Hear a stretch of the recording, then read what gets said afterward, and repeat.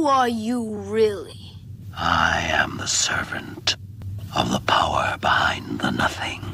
The image of a boy riding a luck dragon through the clouds became every kid's flying dream in 1984. The Neverending story crashed into theaters on April 6th and proved that German directors could make magical fantasy epics that traumatized children worldwide, while parents debated whether a film about reading books was educational or just really, really sad. Wolfgang Petersen directed his first English-language film, adapting Michael Ende's beloved novel into a visual spectacle that mixed practical puppetry with genuine emotional devastation. Please! You're letting the sadness of the swamps get to you. You have to try. You have to care. Barrett Oliver played Bastian, the bullied kid who discovers a magical book and realizes he's reading himself into the story. Noah Hathaway was Atreyu, the young warrior racing to save a dying world. And Tommy Stronach appeared for exactly 10 minutes as the childlike empress who somehow became the film's emotional center. The film cost $27 million, making it the most expensive production outside America and Russia at the time, and earned $100 million worldwide while creating a generation of kids who will never emotionally recover from watching a horse sink into sadness.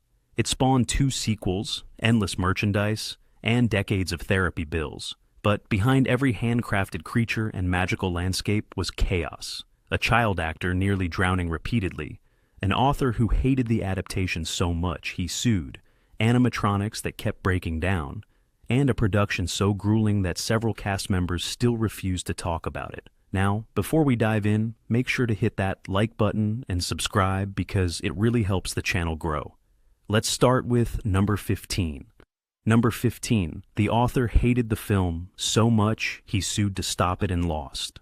Michael Ende, who wrote the original novel, despised Wolfgang Petersen's adaptation with such intensity that he attempted multiple legal actions to prevent the film's release. Ende felt the film betrayed everything his book stood for and wanted his name removed from the production entirely. Ende's primary objection was philosophical. His novel was a meditation on the power of imagination and the dangers of escapism. Petersen's film, in Ende's view, was exactly the kind of empty spectacle his book warned against. The movie emphasized visual effects and adventure. How can I get there? You can't. It's 10,000 miles away. While minimizing the book's deeper themes about creativity and storytelling. Ende demanded script changes during pre-production. When producers refused, he sued to have his name removed from the credits and to stop the film's release. German courts ruled against him, determining that once he'd sold the film rights, he no longer had creative control over adaptations. The legal battle became public and bitter. Ende gave interviews trashing the film before it premiered. He called it a gigantic melodrama of kitsch, commerce, plush, and plastic in German newspapers. The producers countered that Ende's contract gave them full creative freedom. The film was released despite Ende's objections and became a massive commercial success. Ende refused to watch it and spent the rest of his life criticizing the adaptation in interviews. He died in 1995, still bitter about what had been done to his work. Here's the ironic defeat.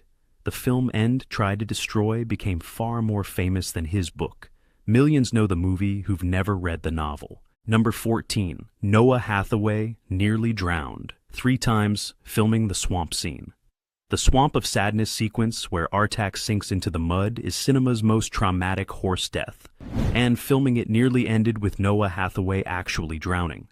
The scene required Hathaway to be pulled underwater repeatedly by the mechanical horse rig, and multiple takes went dangerously wrong.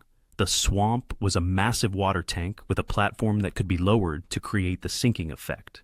Hathaway was attached to the mechanical horse with wires and had to perform the scene while the platform descended, pulling both him and the horse prop underwater. During the first major attempt, Hathaway's foot got caught in the horse rigging as it descended. He was pulled underwater, unable to free himself, while crew members scrambled to reverse the mechanism. By the time they pulled him up, Hathaway had inhaled water and was genuinely choking.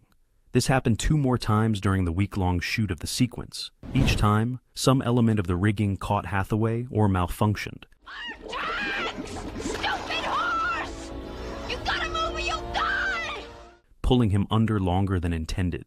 Production had safety divers standing by, but the incidents were terrifying enough that Hathaway later described the scene as the most dangerous work he'd done as a child actor. Hathaway was 12 years old and required by law to have limited work hours, but the scene's complexity meant those hours were spent in genuine peril. Number 13. The Luck Dragon was operated by 16 puppeteers and kept breaking down.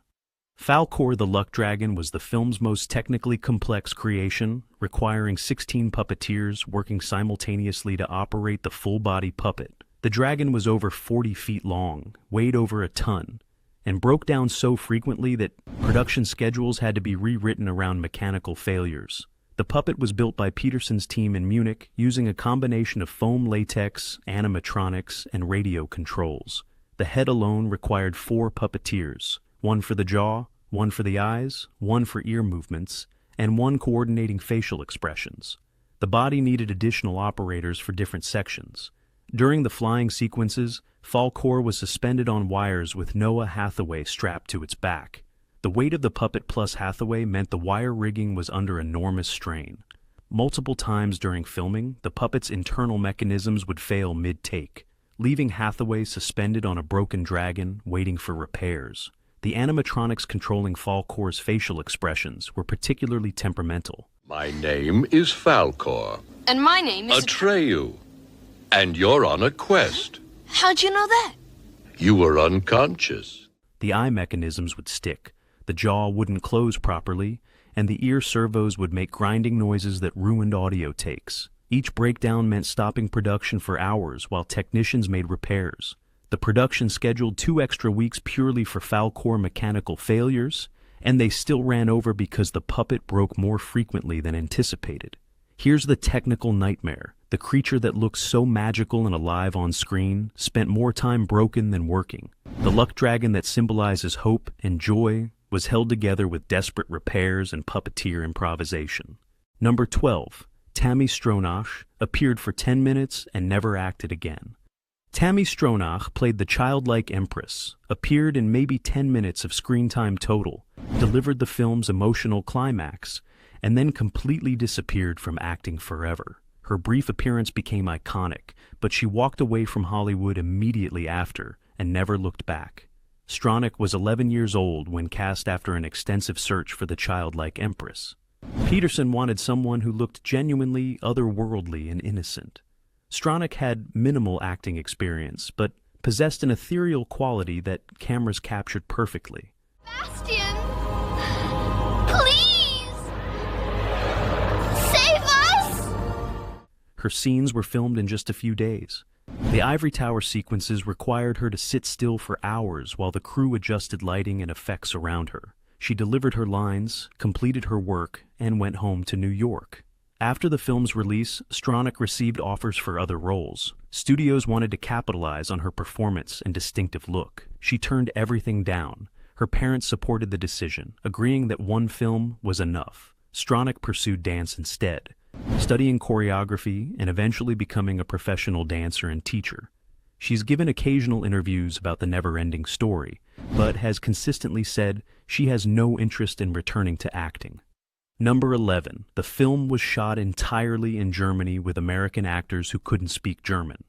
The Neverending Story was a German production, filmed entirely in Bavaria Studios in Munich, but the cast was predominantly American and English-speaking. This created constant communication challenges between the German crew and American actors that slowed production significantly. Director Wolfgang Peterson spoke English well enough to direct the actors, but most of the crew spoke minimal English. Technical directions had to be translated, which meant every setup took longer than it would have with a unified language. Barrett Oliver and Noah Hathaway, both American child actors, couldn't communicate directly with most of the crew. When they had questions or concerns, everything went through Peterson, or the small number of bilingual crew members. This created delays and occasional misunderstandings about blocking and performance.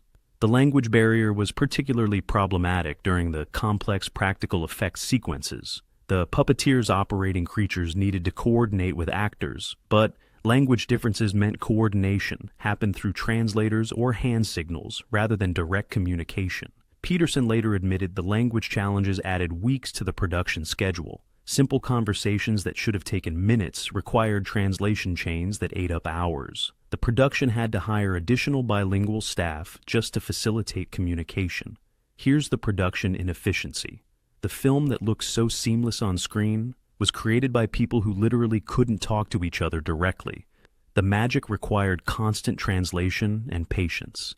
Sometimes the biggest production challenges aren't technical or creative, they're just trying to get everyone speaking the same language. The German-American production became a masterclass in non-verbal filmmaking out of pure necessity.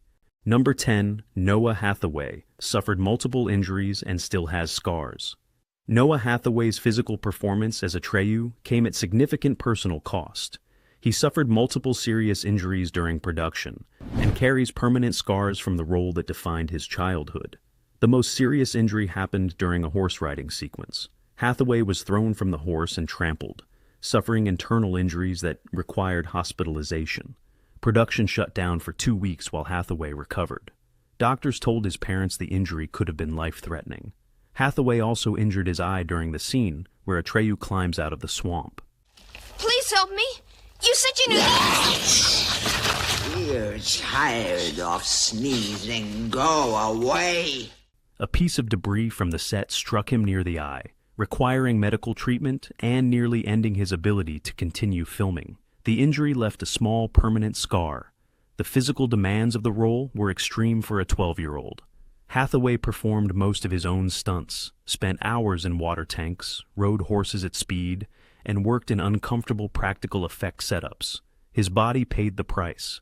In interviews decades later, Hathaway has said that while he's proud of the film, the physical toll was immense and he carries literal scars from the production. He's shown journalists the marks that remain from various injuries sustained during filming. Here's the childhood sacrifice. The warrior who saves Fantasia was played by a kid who genuinely suffered physical trauma to deliver the performance. The heroism on screen required real pain from the actor. Number 9, multiple horses played Artax, and they kept getting stuck in the swamp. The horse that played Artax wasn't one horse, but multiple horses used throughout production. And during the Swamp of Sadness filming, the horses kept getting genuinely stuck in the swamp materials, creating delays and genuine distress for the animals that made the scene more traumatic to film. The production used at least 3 different horses to play Artax throughout filming. Different horses had different temperaments and training, making some better for certain types of scenes. The swamp sequence required a particularly calm horse that could handle being partially submerged.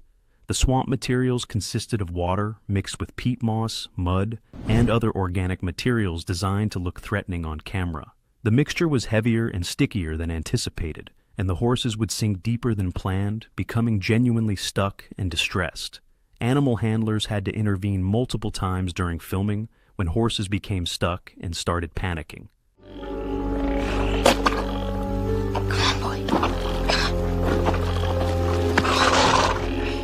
The production would halt while crew members extracted the horse and calmed it down. This happened repeatedly throughout the week-long swamp sequence shooting. The genuine distress of the horses made Noah Hathaway's emotional performance even more authentic. He was reacting to real animals in real trouble, not just performing against a calm prop. His tears were partly genuine concern for the horses struggling around him. Here's the unintended authenticity. The scene where Artax gives up and sinks was filmed with real horses genuinely struggling in heavy swamp materials. The animal distress that made the scene heartbreaking was real. Number 8, Wolfgang Petersen collapsed from exhaustion and had to be hospitalized. The grueling 13-month production schedule pushed director Wolfgang Petersen past his physical limits. Midway through filming, Petersen collapsed from exhaustion on set and required hospitalization, forcing production to shut down for several days while he recovered.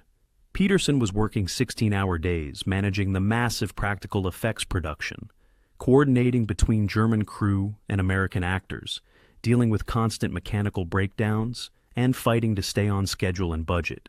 The physical and mental toll was immense. The collapse happened during a particularly demanding week of fall corps flying sequences. Petersen had been working consecutive days without adequate rest, trying to capture complex shots before losing scheduled studio time. He passed out while setting up a shot and was taken to a Munich hospital. Doctors diagnosed severe exhaustion and dehydration. They told Peterson he was risking serious health consequences if he didn't reduce his workload. The production was ordered to implement mandatory rest days and shorter shooting schedules. Peterson returned after a forced 4-day break, but the incident scared everyone involved. The production brought in additional assistant directors to share the workload and implemented stricter limits on Peterson's hours. Here's the director's sacrifice. Peterson literally worked himself into a hospital bed to complete the Neverending story. The film that looks so magical on screen was directed by a man pushing his body beyond safe limits. Number 7. Noah Hathaway trained with horses. For 6 months before filming began, Noah Hathaway underwent intensive horseback riding training for 6 months before production began, working with professional equestrian trainers to achieve the level of riding skill required for Atreyu's extensive horse scenes. The training was more rigorous than most professional riders receive. Hathaway started as a complete novice with no riding experience. Atreyu required not just basic riding, but advanced skills: riding bareback, riding at speed, controlling the horse during emotional scenes, and maintaining performance while handling the physical demands of staying mounted. He trained 5 days a week with Olympic-level equestrian coaches in Los Angeles before production moved to Germany. The training continued in Munich with German riders who taught him European riding techniques. I know what you want. It's time to eat. Hathaway spent hundreds of hours in the saddle before cameras rolled. The extensive preparation was necessary because Hathaway performed most of his own riding stunts. Insurance required he demonstrate competency before being allowed to ride without a double. The trainers had to certify he could safely handle the horses in various conditions.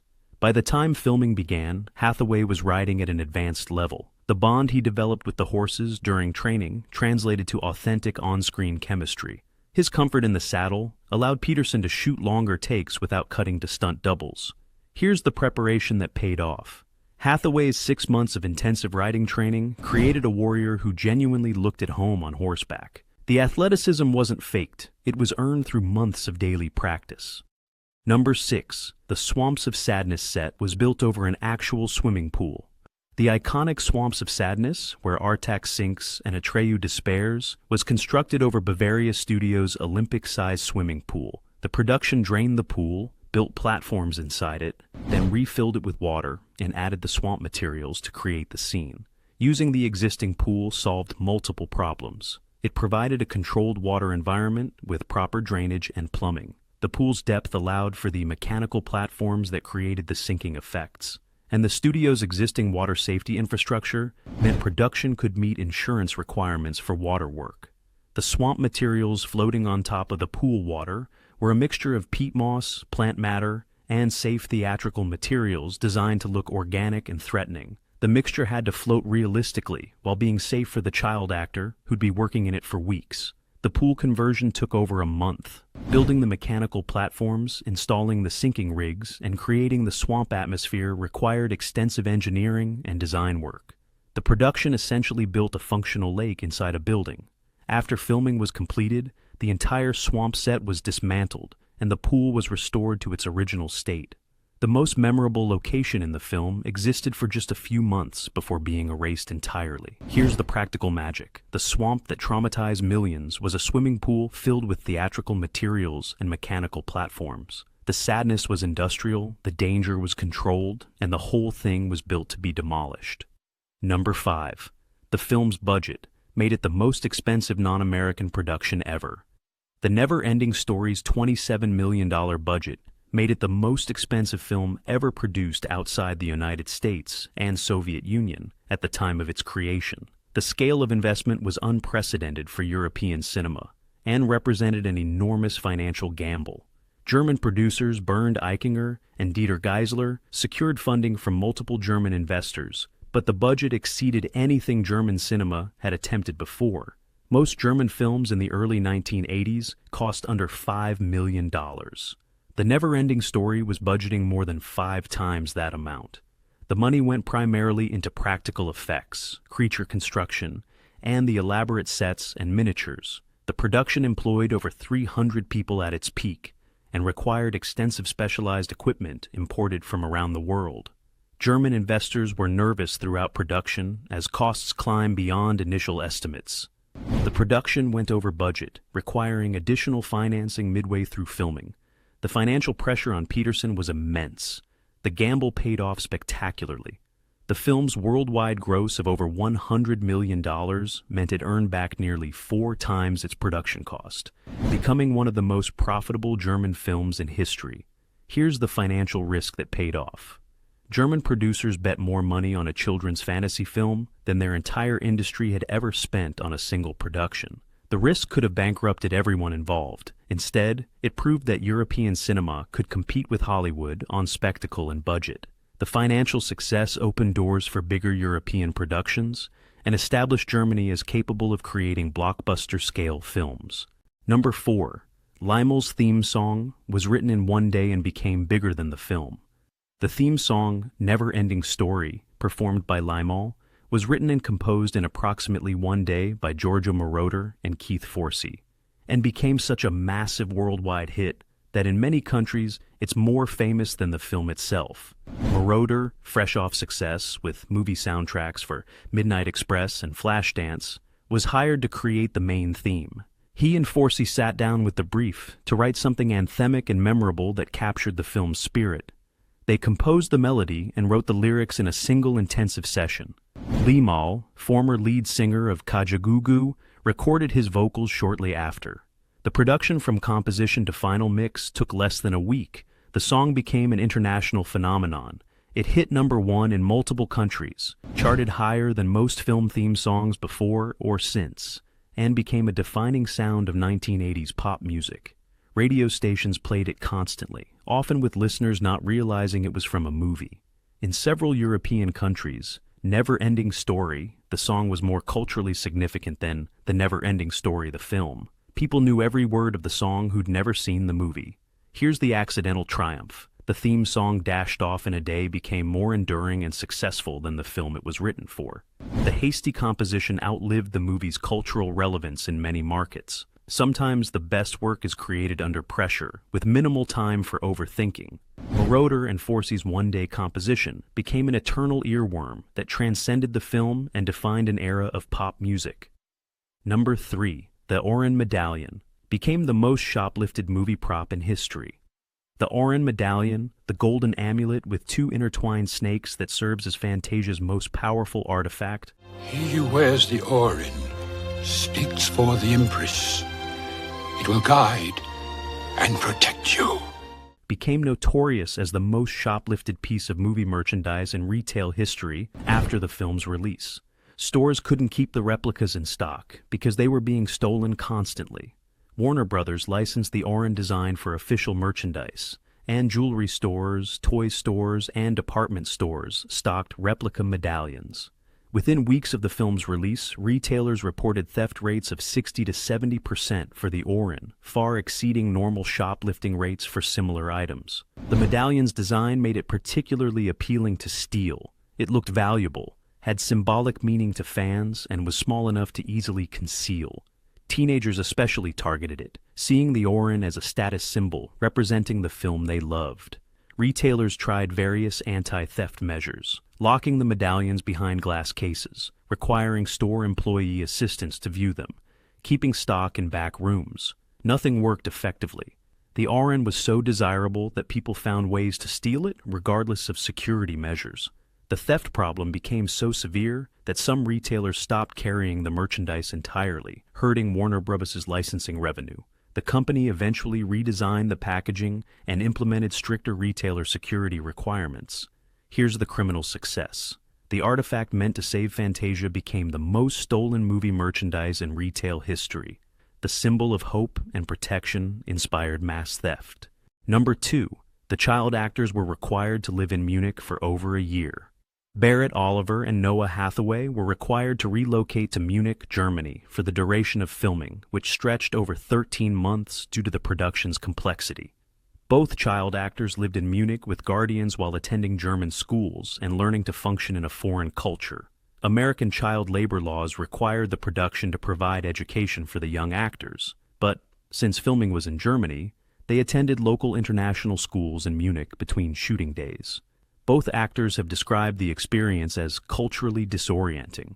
Oliver and Hathaway became close friends during the extended production, essentially living through a shared experience of cultural displacement while filming an emotionally demanding movie. Their real friendship translated to authentic on-screen chemistry, despite their characters rarely interacting.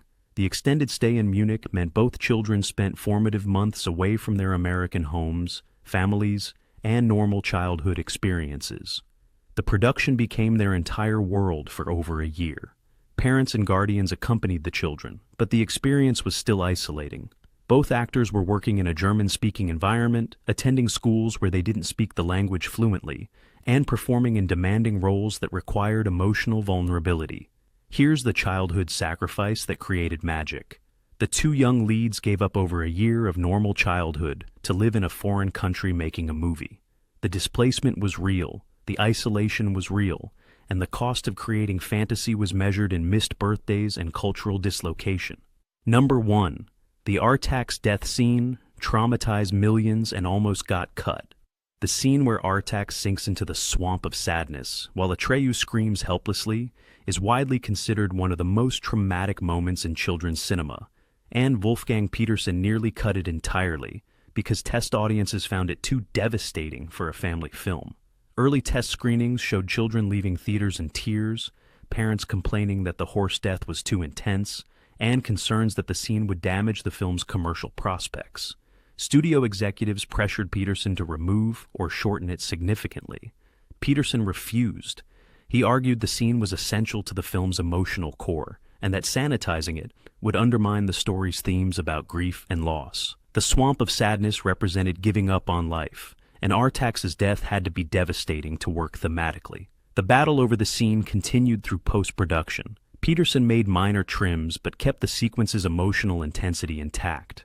The studio reluctantly agreed to keep it against their commercial instincts. The scene became the film's most discussed moment, generating word of mouth that actually helped box office rather than hurt it. Parents warned other parents, children told friends, and the controversy drove ticket sales. Here's the traumatic triumph. The scene executives wanted to cut for being too sad became the film's defining moment and greatest marketing tool. The horse death that seemed commercially risky became the reason people went to see the film. Sometimes the darkest moments are the most powerful.